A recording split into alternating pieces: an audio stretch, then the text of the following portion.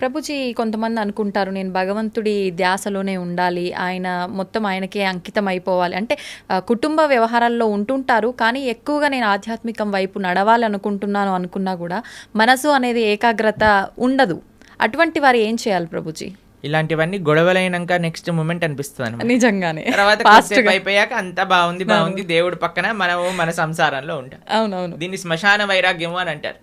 కాబట్టి దీంతో పనికి రాదండి. మనము to start with regular spiritual practice ఉండాలి. మనం ఏమనుకుంటామంటే ఇప్పుడు నేను మొత్తము కూడా ఈ సంసారంలో ఉంటాను, ఒక సమయానికి సంసారానికి పులి స్టాప్ పెట్టేసి మొత్తం ఆధ్యాత్మికం అయిపోతాను. అలా అవ్వదండి. ఎప్పుడు కూడా మనము బ్యాలెన్స్ నేర్చుకోవాలి, మనకి ప్రియారిటీస్ ఉండాలి. కాబట్టి అలా మొత్తం వెళ్ళిపోతాను, మొత్తం మునిగిపోతాను అని చాలామంది మాకు కూడా చెప్తూ ఉంటారు. ప్రభుజీ ఇంకొక 4 సంవత్సరాలు వెయిట్ చేయండి, 4 సంవత్సరాల తర్వాత నువ్వు ఉంటావా లేదో తెలియదు కదా. అవును, ఎవరుంటారో లేదో తెలియదు కదండి. ఒక నెక్స్ట్ క్షణంలోనే ఏమవుతుందో చెప్పలేం కదండి. నిజమే ప్రభుజీ. దేహినాం క్షణ భంగురహ అని అంటారు. తామరాకు పైన నీటి బొట్టు లాంటిది అనమాట మానవ జన్మ. ఇప్పుడు చూస్తున్నాం మనం, అసలు ఆశ్చర్యపోతున్నాం. అసలు మీరు ఎప్పుడైనా ఇంటర్నెట్లో చూసారనుకోండి, ఒకళ్ళు ఇలా పెళ్లిళ్ళల్లో డాన్స్ చేస్తూ వెళ్ళిపోతారు, చిన్న చిన్న పిల్లలు. ఇప్పుడు వయసుతో సంబంధం లేదు హార్ట్ అటాక్ రావడానికి. అలానే ఎవరికైనా వస్తుంది అని కాదండి, మనకి తెలియదు ఎవరికి ఏమవుతుందో అనే విషయం. అవును. కాబట్టి మనం ఏమంటున్నామంటే ఒకనాడు ఇలా చేస్తాము, ఒకనాడు అలా చేస్తాము అన్నదానికంటే మనకి ఇప్పుడున్న సమయంలో కొద్దిగా సమయం భగవంతుడి కోసం తీయండి, కొద్దిగా సమయం వెచ్చించండి భగవంతుడి కోసము.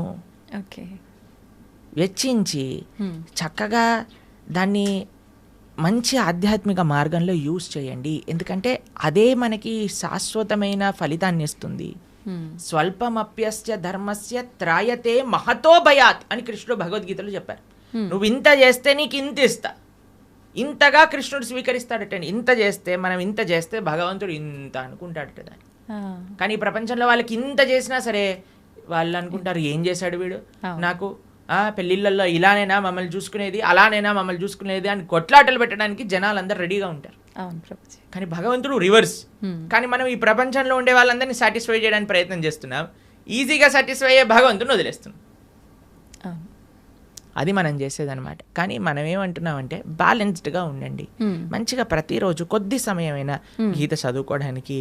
మీరు చూడండి, ఏ మతం వాళ్ళైనా అండి చిన్నప్పటి నుంచి పిల్లలకి నేర్పిస్తారు వాళ్ళ మతం ఏంటి, వాళ్ళ సాంప్రదాయం ఏంటి, అసలు వాళ్ళ పుస్తకాలు ఏంటి, పుస్తకాలు చదవటం కానీ వాళ్ళ యొక్క ఉత్సవాలు. మనకి ఎప్పుడు చిన్నప్పటి నుంచి ఎంజాయ్మెంట్ ఎంజాయ్మెంట్ ఎంజాయ్మెంట్ ఎంజాయ్మెంట్ తప్ప మిగతాది ఏమీ మనం నేర్పించట్లేదు. ఎంతమంది తల్లిదండ్రులు పిల్లలకి గీతా భాగవతాదులు చెప్తున్నారు చెప్పండి ఒకసారి? చాలా తక్కువగా ప్రభుజీ. అప్పుడు మన ధర్మం ఎలా ముందుకెళ్తుంది చెప్పండి? కాబట్టి మనం జాగ్రత్తగా కొద్దిగా టైం తీసుకొని ప్రతిరోజు కానీ మనం చదువుతూ పిల్లలకి చెప్తూ ఉంటే అప్పుడు కరెక్ట్ సమాజం అనేది మంచిగా ఉంటుంది, దృఢంగా ఉంటుంది. అది ముఖ్యం అన్నమాట. ఓకే ప్రభుజీ, వింటుంటాం సాధారణంగా పెద్దవాళ్ళు అంటుంటారు వీడు కారణ జన్మురా అని చెప్పి. అసలు నిజంగా కారణ జన్ములు అంటే ఎవరు ప్రభుజీ? సృష్టిలో ఉన్న ప్రతి ఒక్కరూ కారణ జన్ములే అంటారా? కారణ జన్ములు అనేదానికంటే కర్మ జన్ములు అనడం బెటర్ ఏమో. ఎందుకంటే అందరూ వాళ్ళ కర్మ ఫలితంగా జన్మిస్తూ ఉంటారు. కారణ జన్మలు అని అంటే ఎవరైతే మహానుభావులు ఉంటారో, మహాభక్తులు ఉంటారో, ప్రపంచంలో ఉండే వాళ్ళందరినీ భక్తి మార్గంలో ధార్మికంగా నడిపించడానికి ప్రయత్నం చేస్తూ ఉంటారో, వాళ్ళ ఆచరణ ద్వారా, శాస్త్ర అధ్యయనం ద్వారా 10 మందికి మంచి చేయడానికి ప్రయత్నం చేస్తుంటారు. అటువంటి మహానుభావులు కారణ జన్ములుగా మనం చెప్పొచ్చు. ఎంతో మంది మహానుభావులు మన భారతదేశంలో కారణ జన్ములుగా ఒక ప్రయోజనం కోసం అవతరించిన వాళ్ళు ఉన్నారు. మన ఆచార్యులు జగద్గురు శంకరాచార్యులు కానీ, జగద్గురు మధ్వాచార్యులు కానీ, జగద్గురు రామానుజాచార్య స్వామి వారు, శ్రీ చైతన్య మహాప్రభు, వల్లభాచార్యులు, శ్రీల ప్రభుపాదులు వారు, ఇటువంటి మహానుభావులు జన్మిస్తారు. వాళ్ళని కారణ జన్ములు అని అంటారనమాట. కానీ మనలాంటి జీవులందరం కూడా మన కర్మ ఫలితాన్ని అనుభవించడానికి జన్మించిన వాళ్ళమే అనమాట. మనం చేసుకున్న పుణ్య పాపాలను అనుభవించడానికి ఈ ప్రపంచంలోకి వచ్చాం. కాబట్టి కర్మ వల్ల జన్మించే జీవులందరూ కూడా కారణ జన్ముల యొక్క మార్గాన్ని అనుసరించాలి. వాళ్ళు చూపించిన మార్గాన్ని, వాళ్ళు ఇచ్చిపెట్టిన లెగసీ ఏదైతే ఉందో దాన్ని ఫాలో అవటం వల్ల, వాళ్ళ టీలింగ్స్ ఫాలో అవటం వల్ల మనం కూడా జన్మలేని ఒక చక్కటి భగవంతుడి యొక్క లోకానికి చేరుకోగలుగుతాం అనమాట. కాబట్టి ఆచార్యులు కారణ జన్ములు, వాళ్ళకి కర్మ లేదండి. ఏ మహా భగవద్భక్తుడు ఆవిర్భవించినప్పుడు భగవంతుడు స్వయంగా ప్రేరణ చేస్తే, అయ్యా నువ్వు వెళ్ళి జనాలను ఉద్ధరించు అని చెప్తే కానీ వాళ్ళు రారు. అటువంటి మహాభాగవతోత్తములని మనం కూడా ఆశ్రయిస్తే మనం కూడా ఈ జన్మ రాహిత్యం పొంది భగవంతుడి యొక్క సేవ చక్కగా ఆ భగవంతుడి యొక్క లోకంలో చేసుకోగలుగుతాం. ప్రభుజీ, ప్రతి ఒక్కరికి కూడా ముందు జన్మకు సంబంధించిన వాసనలను బట్టి పాపపుణ్యాలు ఉంటాయి కదా, మరి వాళ్ళకు అంత గత జన్మలకు సంబంధించిన ఉంటాయి కదా, మరి వాళ్ళకి ఎందుకు ఉండవు కర్మలు? ఆచార్యులక మహాభాగవతోత్తములక, ఎందుకంటే వాళ్ళు భగవంతుడు పంపిస్తే ఈ ప్రపంచంలోకి వచ్చిన వాళ్ళు. వాళ్ళందరూ కూడా భగవంతుడి యొక్క లోకంలో ఉండేవాళ్ళు అనమాట. అయ్యా నువ్వు ఉద్ధరించడానికి వెళ్ళు అని వాళ్ళని పంపిస్తే వాళ్ళు వచ్చి మనల్ని ఉద్ధరించడానికి ప్రయత్నం చేస్తారు. కాబట్టి వాళ్ళు ఏదో మనలాగా కర్మ వల్ల పుణ్యపాపాలు అనుభవించడానికి వచ్చిన వాళ్ళు కాదనమాట. భగవంతుడు తన యొక్క సొంత కృపతో, స్వామి నువ్వు వెళ్ళి ఈ ప్రపంచంలో ఉండే వాళ్ళందరూ కష్టపడిపోతున్నారు, పాపం వీళ్ళందరికీ ఏమి ధర్మం ఏంటి అధర్మం అంటే ఏం తెలియట్లేదు, కాబట్టి నువ్వు వెళ్ళి నీ భక్తి ద్వారా నీ ఆచరణ ద్వారా 10 మందికి తెలియజేయి, వాళ్ళందరినీ కూడా మంచి మార్గంలో నడిపించు అని చెప్పి పంపిస్తే వాళ్ళు భగవంతుడి దగ్గర నుంచి కిందికి వస్తారు.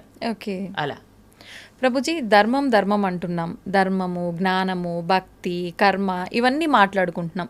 అసలు ఇవన్నీ అంటే ఏంటి? నిజంగా వీటన్నింటినీ మనం గనక వీటి కరెక్ట్ మార్గంలో గనక వెళ్ళగలిగితే వీటి ద్వారా నిజంగా భగవంతుని ఎలా చేరుకుంటాం? అసలు మీరన్న క్వశ్చన్లో చాలా టర్మ్స్ ఉన్నాయి. ధర్మము, జ్ఞానము, భక్తి, కర్మ ఇవన్నీ ఒక్కొక్క విశ్లేషణ చేయవలసిన ఒక్కొక్క పాడ్కాస్ట్ కి సంబంధించిన టాపిక్స్ అనమాట మీరు అడిగింది. సాధారణంగా ప్రతి ఒక్కరు ఎవ్వరు నోరు తెరిచినా కూడా ఇవే జనరల్ గా డిస్కస్ చేస్తుంటారు కదా ప్రభుజీ. మన అన్నిటికంటే పెద్ద మిస్కన్సెప్షన్ ఏంటి అని అంటే, ఎవరికి తోచింది వాళ్ళు ధర్మం అనుకుంటారు. నాకు తెలిసిందే ధర్మము, అంతే, నేను ఇది ఇలా చేశాను కాబట్టి ఇదే ధర్మము, నాకు ఇలా తెలుస్తుంది కాబట్టి ఇదే భక్తి, నేను ఇచ్చేస్తాను ఇదే నాకు జ్ఞానము, నాకున్నదే గొప్ప జ్ఞానము. ఇదంతా కాదండి, చాలా సింపుల్. ధర్మస్తు సాక్షాత్ భగవత్ ప్రణీతం. ధర్మం అంటే భగవంతుడు చెప్పింది. భగవంతుడు ఏం చెప్పాడు, ఎక్కడ చెప్పాడు మీకు తెలుసా? తెలీదు. భగవంతుడు అసలు ఏం మాట్లాడారు, అసలు ఏం చెప్పారు అనే విషయం తెలుసా మనకి? భగవంతుడు చెప్పింది భగవద్గీత.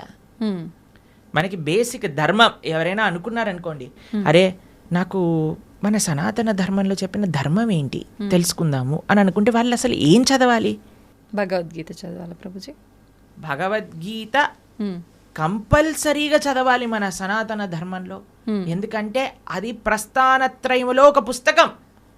అన్నిటికంటే మెయిన్ ఫిలాసఫికల్ అండర్స్టాండింగ్, అసలు ధర్మం అంటే ఏమిటి అని తెలుసుకోవడానికి, సనాతన ధర్మం అంటే ఏమిటి తెలుసుకోవడానికి భగవద్గీత తప్పకుండా అధ్యయనం చేసి ఉండాలి. ఎంతమంది హిందువులు భగవద్గీత చదివిన వాళ్ళు ఉన్నారు చెప్పండి? ఎంతమంది అధ్యయనం చేసిన వాళ్ళు ఉన్నారు చెప్పండి? చాలా మందికి ఇంట్రెస్ట్ ఉందండి. ఎందుకంటే కాలం వాళ్ళైతే చదువుతుంటారు. మీరు అలా అనుకుంటున్నారు. మేము ఇప్పుడు భగవద్గీత నేర్పిస్తున్నప్పుడు 3rd క్లాస్ పిల్లల నుంచి 10th క్లాస్ పిల్లల వరకు ఎంతోమంది పిల్లలు కూడా భగవద్గీత పూర్తిగా అధ్యయనం చేయడానికి రెడీగా ఉన్నారు, చేస్తున్నారు కూడా, ఎగ్జామ్స్ కూడా రాస్తున్నారు. పిల్లలు నోట్బుక్ పెట్టుకొని భగవద్గీత నోట్ డౌన్ చేసుకుంటుండే పిల్లలు చాలామంది మన దగ్గర ఉన్నారు. మా యూట్యూబ్ ఛానల్లో మేము భగవద్గీత చెప్పినప్పుడు సుమారుగా 10 లక్షల మంది వీక్షించారు. కాబట్టి ఉన్నారు జనాలు, కానీ ఆ అవేర్నెస్ ఇంకా పెరగాలి. అవును, భగవంతుడు చెప్పింది ధర్మం కానీ ఇక్కడ అక్కడ చెప్పింది ధర్మం కాదు, వీడు వాడు చెప్పింది ధర్మం కాదు. భగవంతుడు చెప్పిన ధర్మానే మనం మాట్లాడాలి. ఇప్పుడు మీరు అడగచ్చు, ప్రభుజీ మరి మీరు చెప్పింది ఎందుకు మేము వినాలి? ఎందుకంటే భగవద్గీతలో చెప్పినది మాత్రమే, భాగవతాది శాస్త్రములలో చెప్పినది మాత్రమే మేము ప్రస్తావన చేస్తాం. మా సొంతంగా ఒక్కటి కూడా అటు ఇటు కల్పించి చెప్పామనుకోండి, అది ధర్మం అవ్వదు అనమాట. ధర్మం అంటే భగవంతుడు చెప్పింది ధర్మము, అది చెప్పే వాళ్ళు ధార్మికులు, దాన్ని ఆచరించే వాళ్ళు ధార్మికులు. ఇది ముఖ్యమైన విషయం అనమాట. కాబట్టి ధర్మం అంటే ఏంటి? భగవంతుడు చెప్పింది ధర్మం.